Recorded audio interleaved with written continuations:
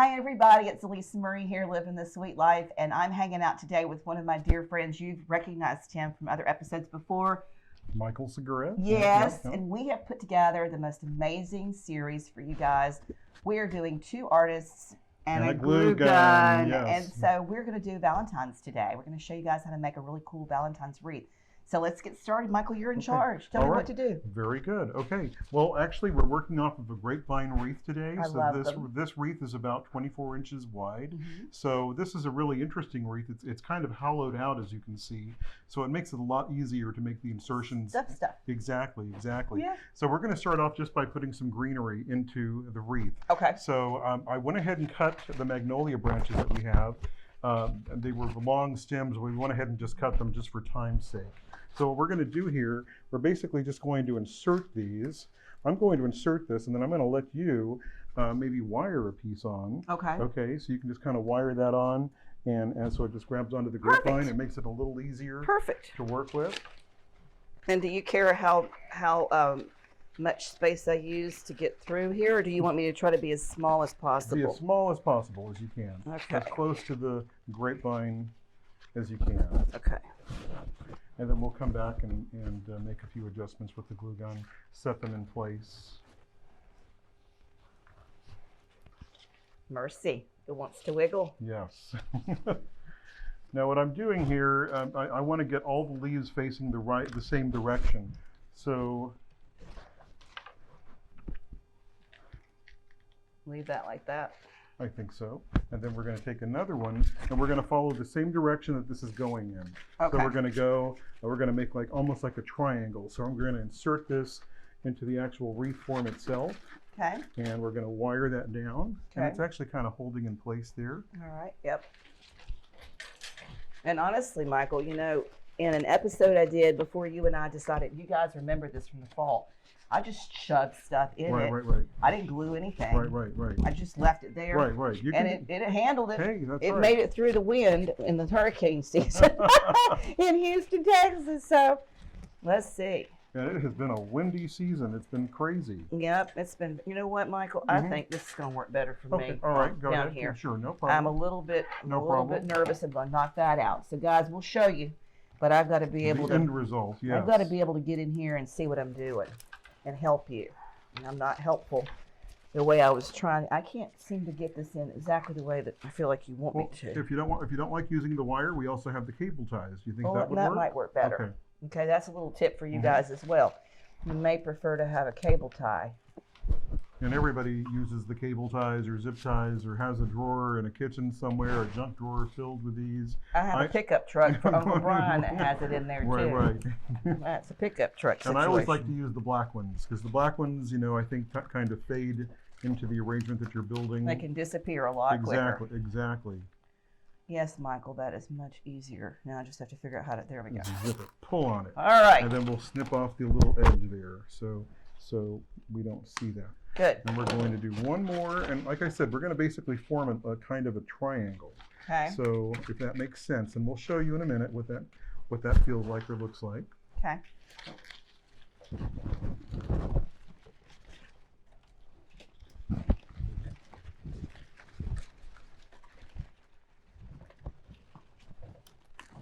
Guys, just a little note. I am finding that as I'm putting these in, if you go from the back under, it's easier to get this zip tied in than it is to try to go from the inside of the wreath to the outside. Right. I was going the opposite direction a minute ago, and I was having a lot of difficulty with that. So that's just FYI. Is that too wiggly? Maybe a little too wiggly. Let me go ahead and zip tie that one. You can just, you don't have to undo it. I would just kind of. Well, there we go. Okay, here we go. Now remember, guys, the reason that I do this, I work as a professional floral designer. So when people pay me to do this kind of thing, we have to make sure that these things are a lot more stable and that these things are not going to fall out of your custom wreath or your custom floral arrangement. No, that would make them mad. Exactly. If they made an Alisamurray wreath. And things went flying out into the backyard. Right. And be like, what's happening here? Well, Michael's a professional and NTA is not. So we're gonna take these peonies and we're going to do the same thing basically. So we're following the pattern. Okay. So I might take these peonies and do it right behind the leaf. All right. And just insert it right in there. And try to leave it, you know, where it's kind of floating Sticking up. out? Yes. Okay. So we've got cable ties here. Okay. I'm going to give those to you. Hey, kitty. Yes, William. Everyone knows William likes to be a part of the videos. And that's okay. Many of you guys don't know, but you might, if you're close to me, you do know, when we were trying to develop the Martini Talks show, which has really been, you were on the Martini Talks show. Yes. And so many of my mommies and daddies have been on the Martini Talk show. We were developing the show. Can't figure, there we go. And we were thinking about, I was thinking about naming it Coffee Talks with my cat, because you know William is such a part of all of that. And then one of my moms, she was like, "Oh no, Auntie A," because I also photograph her children. She's like, "No, it's Martini Talks with vodka. Leave William out of it." And so the running joke now is that as the channel is, you know, getting ready to be a year old, which I can hardly believe, it's just crazy. William makes his presence known in almost every video. So we have William. It is a YouTube with William with a cat, whether we wanted to have his own He's a friendly cat. show or not. It's pretty funny. Everywhere I go, he goes. That's the main thing. That's good. And like so many people who have animals and have had the pandemic and stuff, they've gotten so used to us being around them all the time. They get very demanding whenever we're not. Yes, they do. Because they're so used to having us all day long. In fact, if it's 4:00 in the afternoon and I haven't sat still for a little bit, he gets mad at me. Uh-oh. And starts screaming and hollering. And it's not because he needs anything. He just wants me to sit so he can just sit in my lap and hang out. So they become very needy. He wants attention. Well, I've got 4 animals at home myself, so they've all kind of gotten used to us hanging around a lot more too. Have you got cats? I don't have cats. I have dogs. I have, and they're all pretty much mutts. They're not any kind of fancy breed or anything. So we're going to add the red roses because remember, folks, we are working with Valentine. Yes. Well, I tell you what's interesting about the dogs. You know, we live out here in the country, and there are snakes. In Texas, we've got 4. We got a lot of snakes in Texas, Michael. Yes, we do, yes. But we've got 4 of the most poisonous ones. We've got coral, copperhead, water moccasin, and rattle. Oh, wow. And in this neighborhood, we've got everything but the rattler. Oh, my goodness. So our dogs actually got bitten by snakes. Ooh. And the cats kill the snakes. Oh, and wow. so it's safer, I think, for us to have the garden and the children here to be photographed with the cats. Yes. And I don't like having to deal with snake bites with my puppies. And so when the last one got bitten and it killed him, we had just had, James Edward was just born. We were at the hospital, and Mia came in to work and called us, and she said, Nathaniel Lee, you know how I name everybody double names. James Edward was just born, and then Nathaniel Lee, she found him dead in the front yard. Oh, He'd been bitten by a coral snake. And so I just decided at that point I was done having my heart broken. I could avoid that altogether by just not having a dog. Right.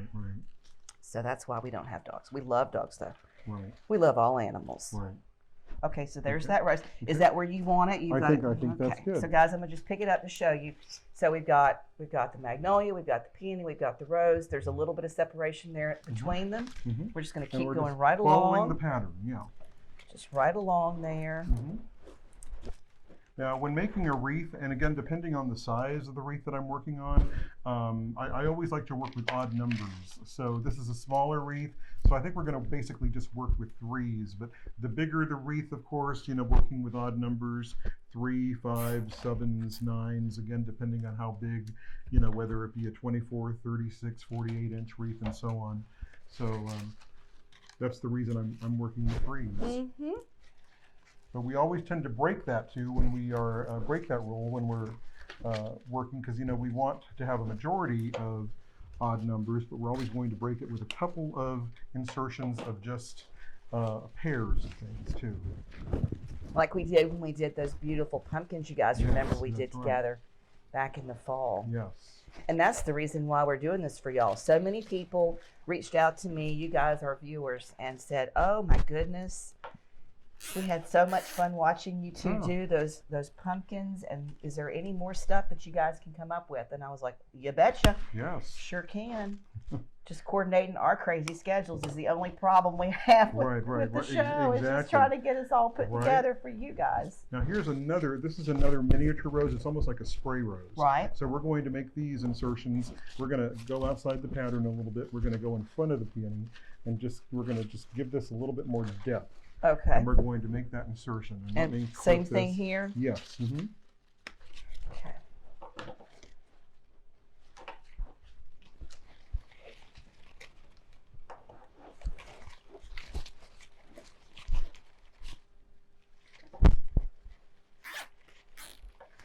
There you go, my dear. Perfect. Okay. And again, we're just clipping off these little ends here. And we're going to do the same thing here. So he's putting it right above. So you've got Okay. the spray rose now in Mhm, front, then the mhm. magnolia, then the peony, then the red rose. It's right. ding, ding, ding, ding. Right. Just so you, I know it's hard. And like I said in my last video with you guys, when we have struck it big and we have 1,000 subscribers and we can start getting a team over here, me and Michael and me, myself, and yours truly will have a full team of camera people Yes. to be all over me and him so that we can be showing you every step of the way. But until that time, we are going to have to just work with what we got. Yes. And a And little hope- editing at the end maybe. Exactly. Exactly. So we're going to do this here. Perfect. Okay.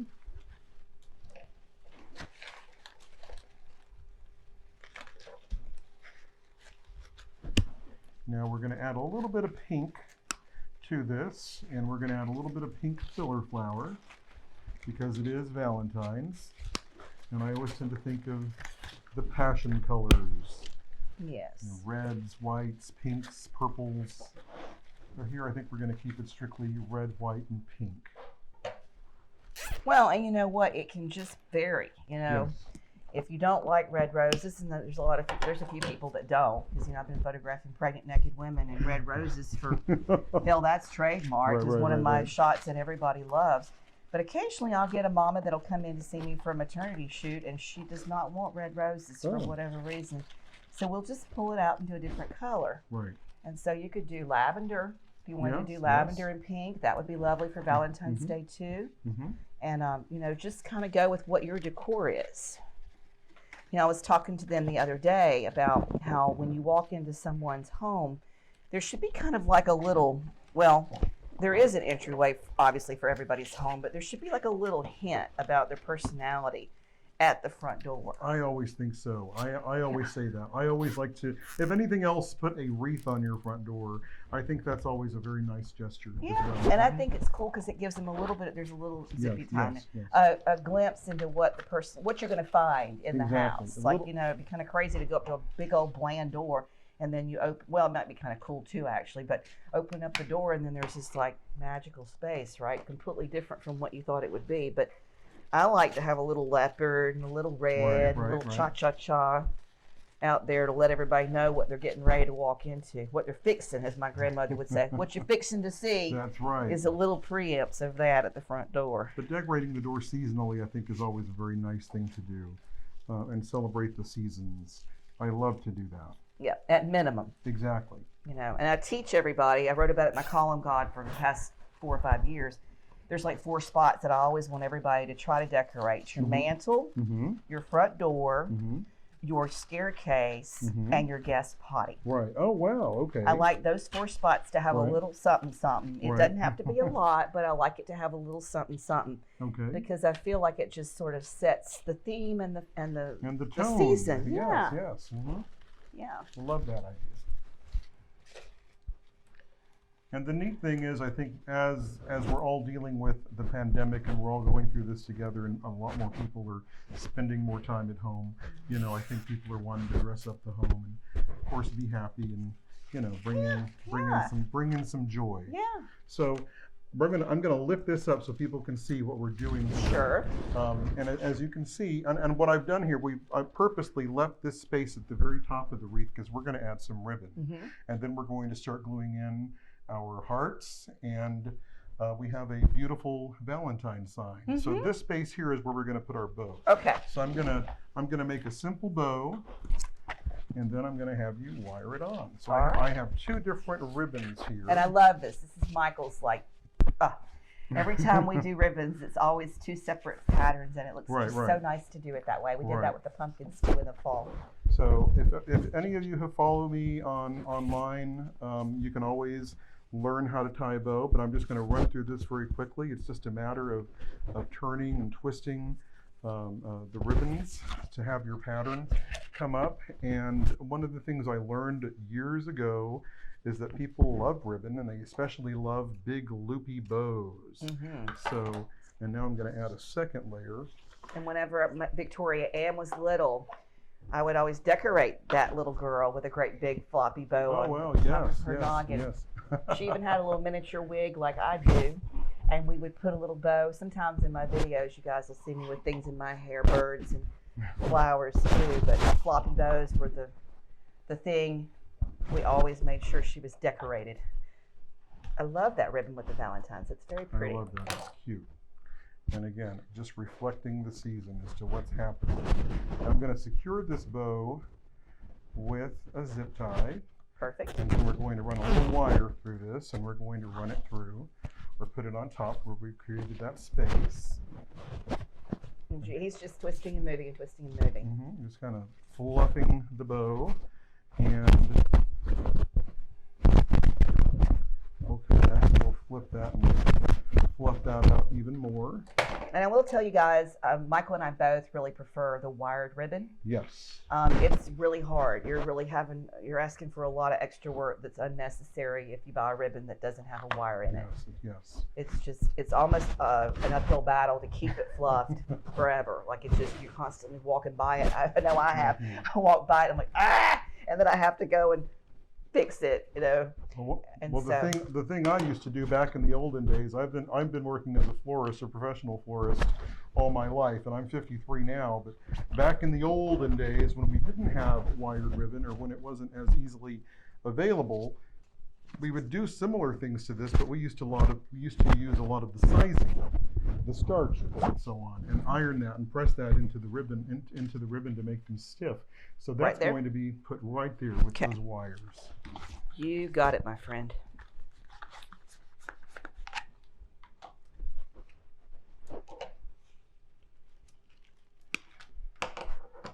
Just have to find it.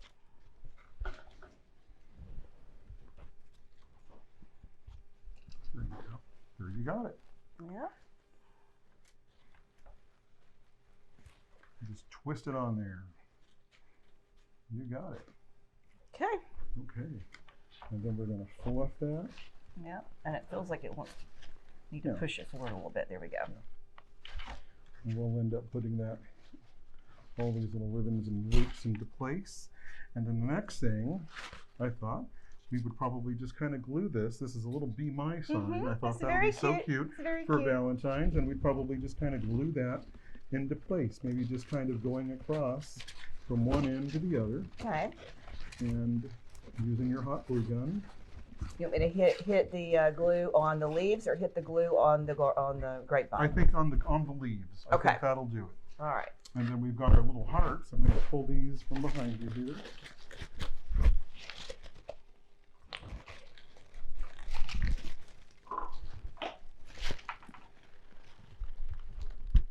Be careful with your glue guns, guys. That's right. That sting can be nasty. I'll tell you one thing.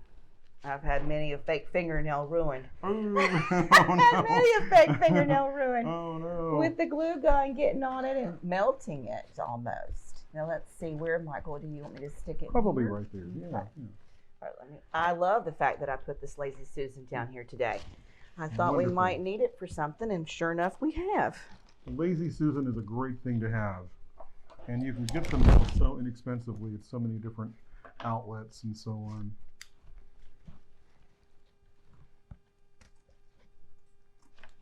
Yeah, and that's a very wonderful tip right there too. You see what Michael's doing? I'm dovetailing the ends of the ribbon just to kind of give them a little bit more of a finished or polished look.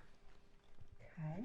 And now we have two little hearts, two little pink hearts. And I'm going to let you decide where you want to place those. Well, I think what we need to do maybe first, Michael, is let's pick this up. Okay. Whoop, and let's put it on this so they Okay. can see it. Okay. How did you have that attached before? I think we just had it sitting on the.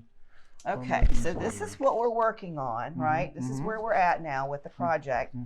And so in looking at that, I feel like maybe my bee mind is lost. I need to find it somehow in there. Tuck that up maybe a Let's little move bit. some of these streamers in. I know we're going to be maneuvering things around, but to figure out where that heart should go, where do you think? Now you've got two little hearts. I think maybe one here in this area, and then maybe one here, and maybe one to the left. To the left there. Yeah. Yep, I think that's right. Yeah. I think that's right. Yeah. So we're going to glue these in? Yes. Okay. All right. I'm going to put the glue on the actual heart. Is what I'm going to do. And then put the heart and hold it where we want it to be.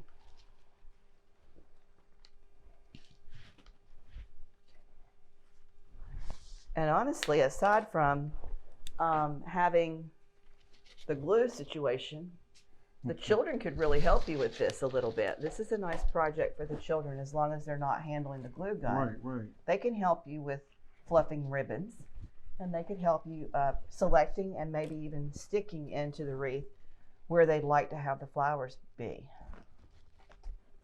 I think working on wreaths is always a fun project for kids. I think it's a great starting point for them to learn about design and composition. Yes. I'm not sure if I got, it feels like it's on there pretty good. Oh, William. We'll have to give William a treat here in a minute, guys. All right, you stick this, this on this leaf or down Yes, underneath? right there. I think that's cute. Very nice. It's beautiful. Look at that. You did a great job, Michael. He did a great job. You did a great Hey, job. you did a great job. Okay, there we go. All right, now, well, listen, I hope that you guys have found some value in this. We are loving hanging out together with our hot glue guns and our craft stuff and our clippers and everything, and showing you guys how to make gorgeous things for your home. If you found any value in this, please do us a favor and like and share, and don't forget to ring the bell so that you're notified when we drop a new episode. And it's wonderful. Two artists with a hot glue gun. We'll see you soon. Take care. Bye-bye.